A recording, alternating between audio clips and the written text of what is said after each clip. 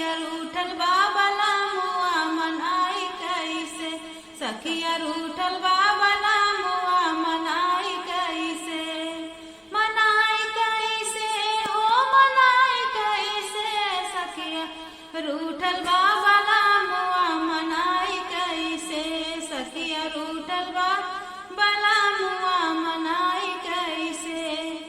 सोने की थाली में जेवना बनाए, सोने की थाली में जेवना बनाए, जेवना न जेवन समझाई कैसे, सखिया रूठल बाबा लामुआ मनाई कैसे, सखिया रूठल बाबा लामुआ मनाई कैसे।